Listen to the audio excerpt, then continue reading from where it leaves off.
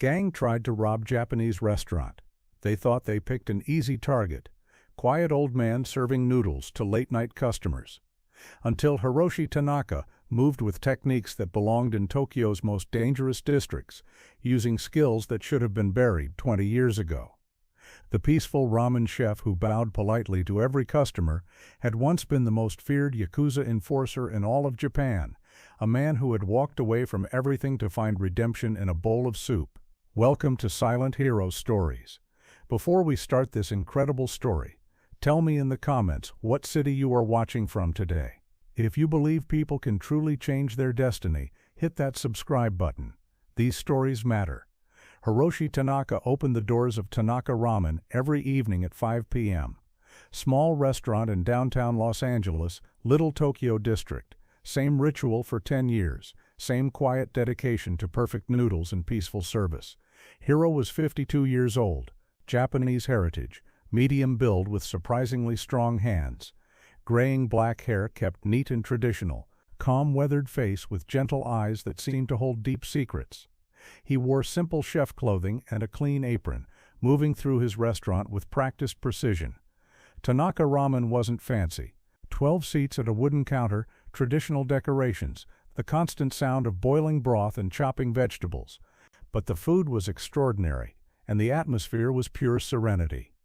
Good evening, Tanaka-san. The usual. Of course, Mrs. Kim. Extra nori, light on salt. You remember everyone's preferences. Respect for customers is respect for craft. The neighborhood trusted Hiro completely. Office workers stopped by after long days. College students studying late. Night shift workers needing warmth before heading home. Everyone felt welcome, safe, cared for. Hiro, your ramen is like meditation in a bowl. Food should nourish spirit as well as body. Where did you learn to cook like this? Different places, different teachers. But Hiro had unusual qualities for a ramen chef. His knife work was too precise, too fluid. When he prepared ingredients, his movements suggested training beyond culinary school. Disciplined, efficient, almost martial in their execution. His knowledge of Japanese culture seemed encyclopedic. He understood ceremonies, traditions, philosophies in ways that suggested deep personal experience rather than academic study.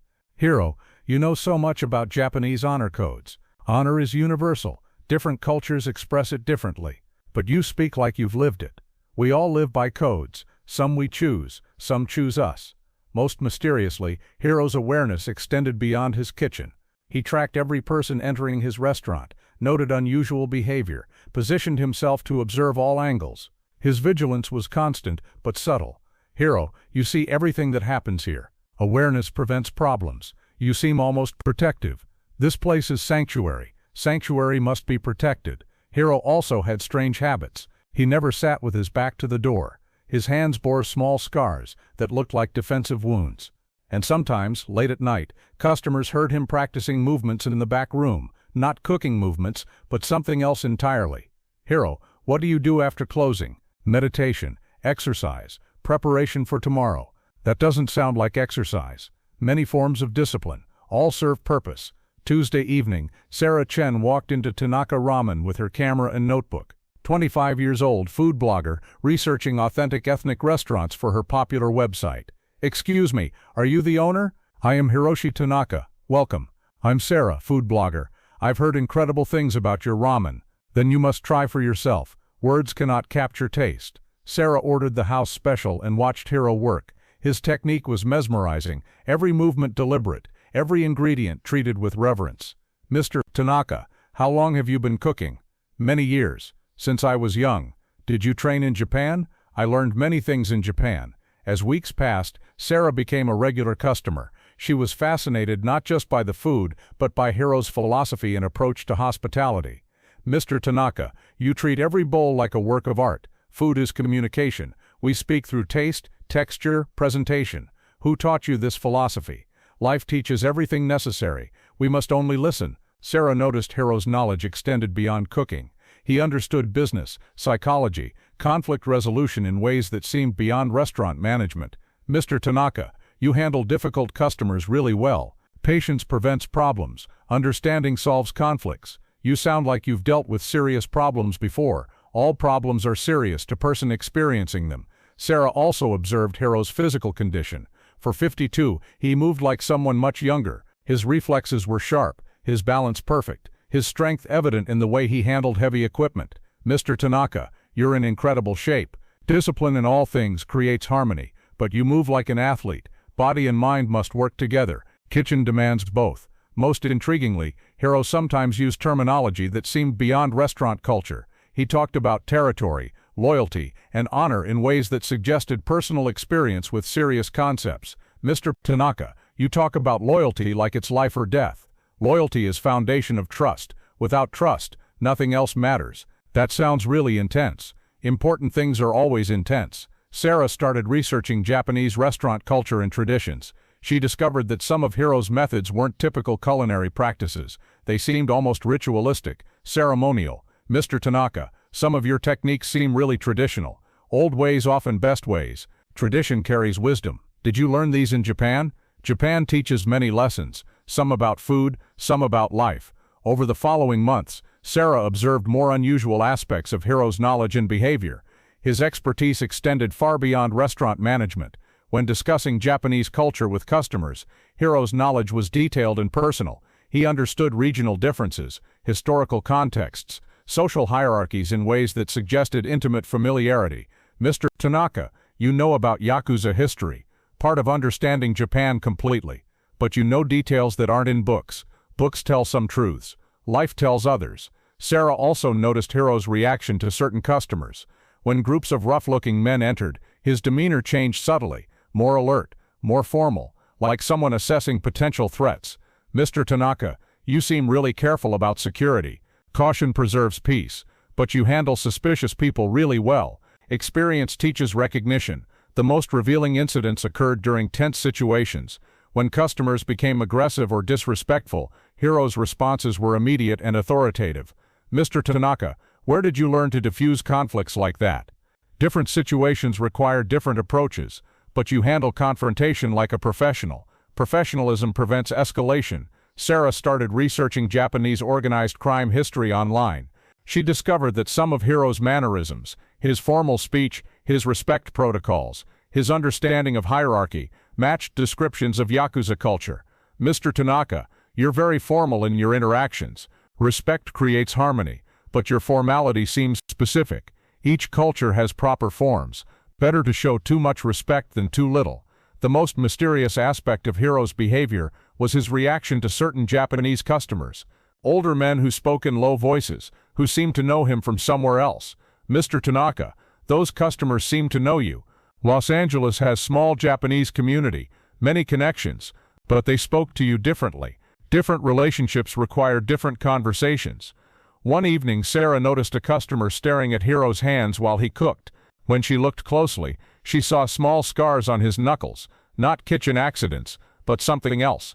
"Tanaka, how did you get those scars?" "Old accidents. Kitchen work can be dangerous. Those don't look like cooking injuries. Many kinds of work leave marks." Friday night, 11:30 p.m. The restaurant was nearly empty, just Sarah finishing her late dinner and two elderly customers at the far end of the counter. At 11:47 p.m., three men entered, late 20s, expensive clothes but aggressive energy. They looked around the restaurant like they were evaluating it rather than ordering food. "We're closing soon," Hiro announced politely, "but I can prepare something quickly if you're hungry." "We're not here for food, old man." The leader, a man with neck tattoos and gold teeth, approached the counter while his companions positioned themselves near the door. "Nice little place you got here. Quiet, not much security. May I help you with something?" "Yeah, you can help by opening that register." Sarah started to reach for her phone, but one of the men noticed. "Put the phone down, lady. This ain't your business." Hiro's demeanor remained calm, but something had changed in his posture. His hands moved differently, positioning themselves with subtle precision. "Gentlemen, I don't want trouble. Take what you need and leave peacefully." "That's the plan, Grandpa. Just open the drawer and nobody gets hurt." The leader pulled out a knife, waved it casually toward Hiro. "You understand English, right? Open the register." That's when Sarah noticed something strange. Hiro wasn't afraid. He wasn't nervous. He was calculating. "The register contains very little money. Perhaps we can discuss other solutions." There ain't nothing to discuss. Open it now. The man with the knife moved closer, reaching across the counter to grab Hiro's shirt. That was his mistake. Hiro moved faster than Sarah thought possible. His hand caught the attacker's wrist with precision that belonged in martial arts demonstrations, not restaurant robberies. "You should leave now," Hiro said quietly, "before this becomes something you regret." The man tried to pull free but couldn't. Hiro's grip was like steel, and his positioning had somehow turned the knife away from any useful angle. "Let go of me, you crazy old Paluan." Hiro applied pressure to specific points on the man's wrist. The knife clattered to the floor. "Your friend should collect you and go. This establishment serves food, not trouble." But the other two attackers rushed forward, thinking they could overwhelm one older man. They were very wrong. What happened next seemed impossible for a 52-year-old ramen chef. Hiro moved with speed, precision, and technique that belonged in professional martial arts competitions. His first attacker received a strike to the solar plexus that dropped him immediately. His second opponent found himself thrown across the restaurant using leverage and momentum that suggested decades of training. Sarah watched in amazement as Hiro controlled three younger, larger men using techniques that were clearly beyond self-defense classes. "Mr. Tanaka, how are you doing this?" Hiro didn't answer. He was focused on restraining the attackers without seriously injuring them, using joint locks, pressure points, positioning that was textbook perfect. Within 90 seconds, all three men were subdued, sitting on the floor with their hands behind their backs. "You will leave now," Hiro said calmly. "You will not return. You will forget this address." The leader struggled to his feet, blood running from his nose. "Who the hell are you? Someone you don't want to know better." Hiro's voice carried authority now. Not the gentle restaurant owner, but someone accustomed to being obeyed without question. "This is impossible. You're just some cook. I am many things. Cook is the most important, but not the only thing." The three attackers helped each other toward the door, clearly shaken. "This ain't over, old man." Hiro's response was quiet, but carried unmistakable menace. "Yes, it is." After they left, Sarah stared at Hiro with new understanding. "Mr. Tanaka, that wasn't cooking technique." "No, it was not." "What was it?" "Different training, from different time." Hiro began cleaning up the restaurant as if nothing had happened, but Sarah could see his hands shaking slightly, not from fear, but from adrenaline. "Mr. Tanaka, where did you learn to fight like that?" Hiro was quiet for a long moment, then made a decision. Different life, different choices. The next evening, Sarah arrived early and found Hiro preparing ingredients with the same meditative precision as always. "Mr. Tanaka, we need to talk about last night. What would you like to know? Who you really are?" Hiro continued his prep work, but Sarah could see he was thinking carefully. "I am Hiroshi Tanaka. I make ramen. I try to live peacefully. That's not what I saw last night."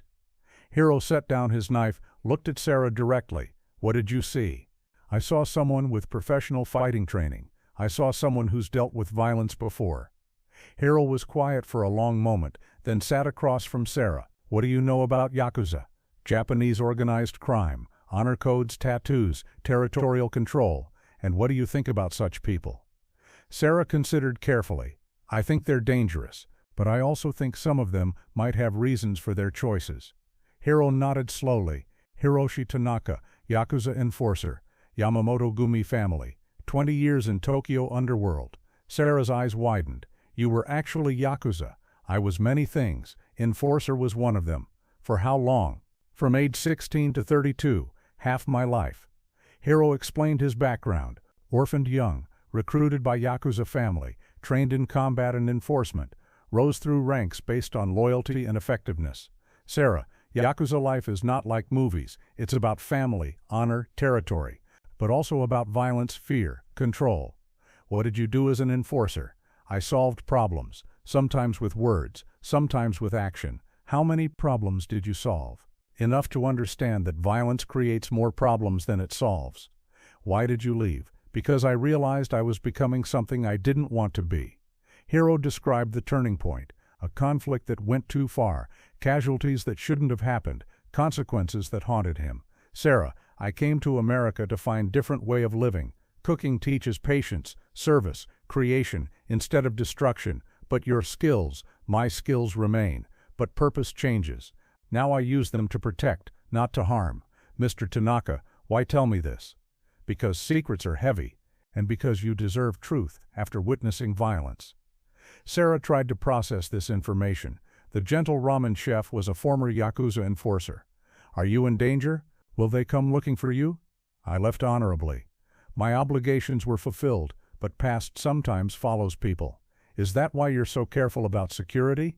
Old habits, but also practical wisdom. Peace must be protected. Despite Hiro's preference for privacy, word began spreading carefully through the Japanese-American community. The ramen chef was former Yakuza, a man who had walked away from that life to find peace. Sarah's first instinct was to write about it, but she realized this story was bigger than her blog. This was about redemption, transformation, the possibility of change.